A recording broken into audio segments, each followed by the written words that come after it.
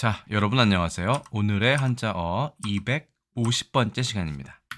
오늘 함께 살펴볼 글자는 첫 번째 글자 이것, 두 번째 글자 이것입니다.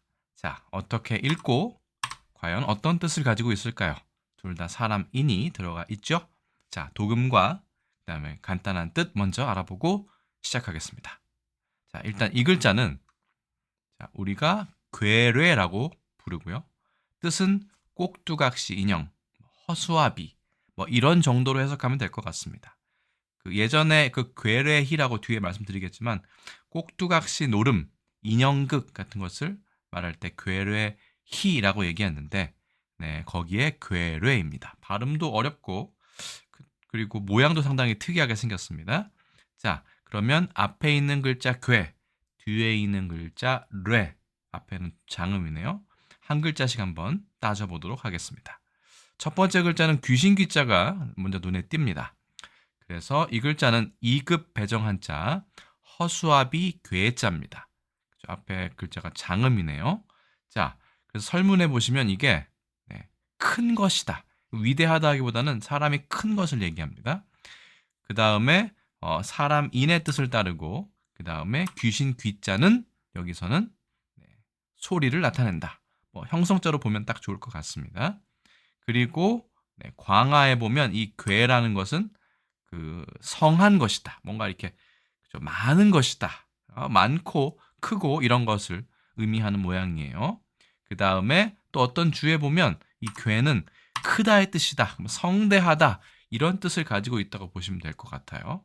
자, 그렇기 때문에 이 괴수 괴자도 우리가 좀 생각할 수 있습니다. 어떤 우두머리를 괴수라고 얘기하죠. 몬스터의 괴수가 아닙니다. 그래서 이 괴수 괴자에 귀신 귀자가 있는 것이 귀신처럼 능력이 뛰어나다라는 것도 있을 수 있겠지만 이 허수아비 괴자 자체가 무언가 큰 사람을 뜻합니다. 그렇죠? 크고 많고 그렇기 때문에 이 글자가 먼저 들어갔고 이게 없어지면서 여기에 국자를 나타내는 두자가 들어간 거죠. 그렇죠? 이 국자 두자에 대한 설명 여러 가지가 있는데 우두머리가 의식을 시작할 때 갱탕, 그러니까 갱이나 탕에 이 수저를 먼저 이렇게 뜨는 그런 국자를 뜨는 의식을 행했다라는 말이 있는데 거기까지는 잘 모르겠습니다. 높을 외자에도 보시면 매산자 아래에 이 귀신 귀자가 있는 것을 볼 수 있습니다. 괴수 괴자와 마찬가지로 이것은 귀신이라기보다는 크고 성대하다, 많다의 뜻으로 보시면 될 것 같습니다.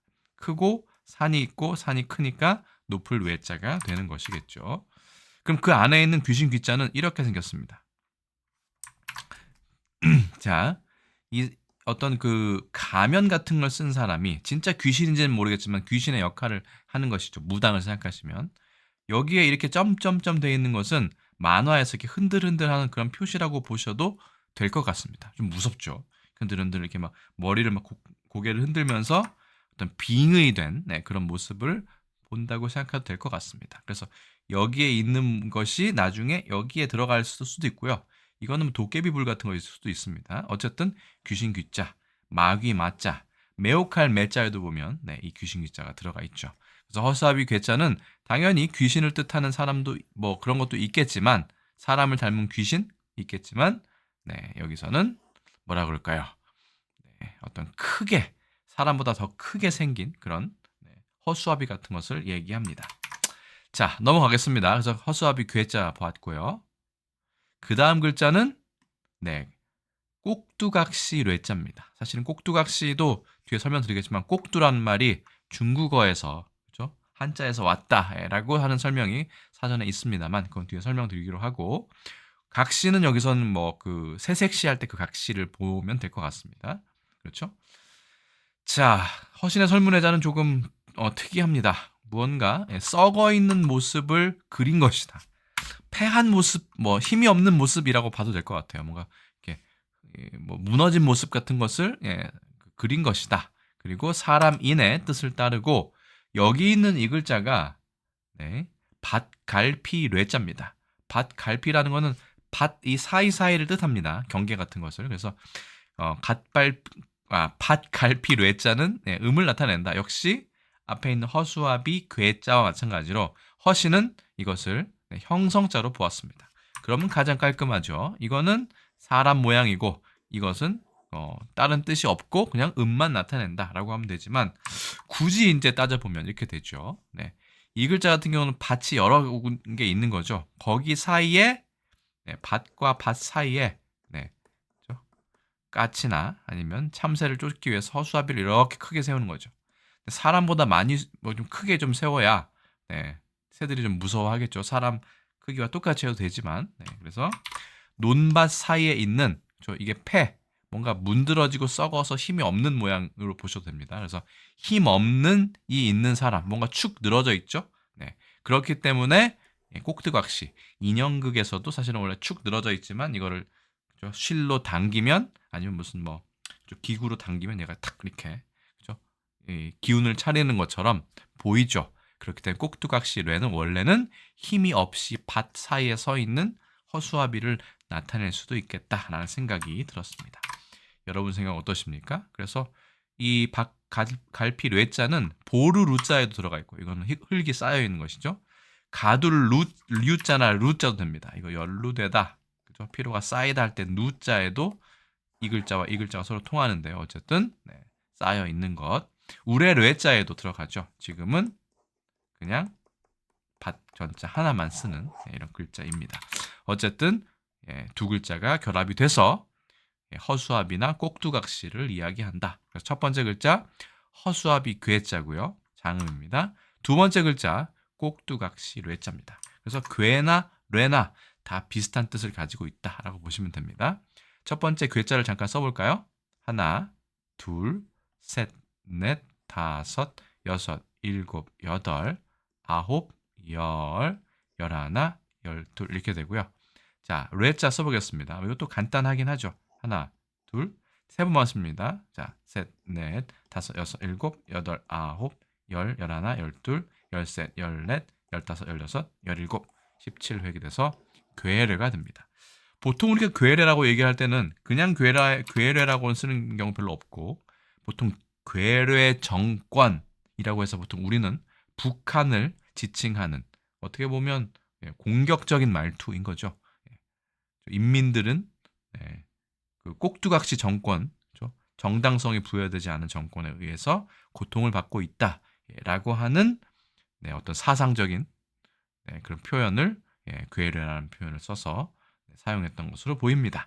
그래서 괴뢰를 사전에 찾아보면 이렇게 되어 있습니다. 1번 꼭두각시 노름에 나오는 여러 가지 인형, 꼭두각시 똑같은 말로 되어 있고요. 두 번째 뜻, 이건 비유적인 표현이죠. 남이 부추기는 대로 따라 움직이는 사람을 비유적으로 이르는 말. 망석중이란 말도 있는데 이거의 정확한 그 어원을 제가 찾지 못했습니다. 어쨌든 이런 말도 있다라고 보시면 될 것 같고요.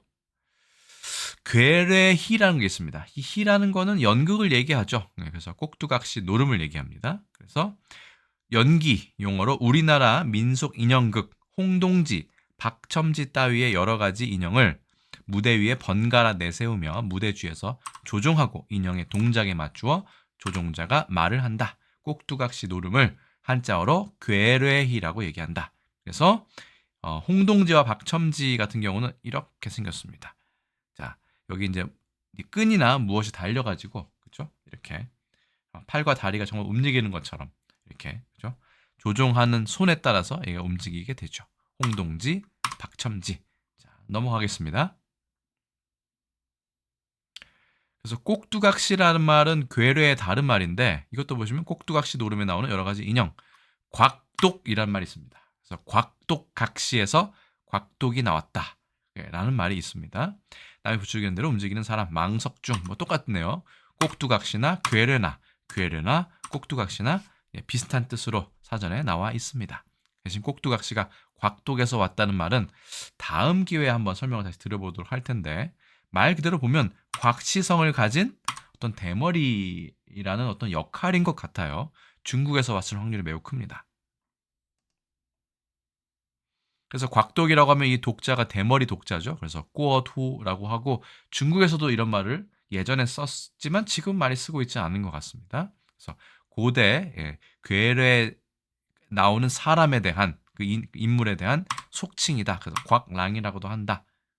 그래서 원래는 네, 괴뢰 극 중에 나오는 배역의 이름이다.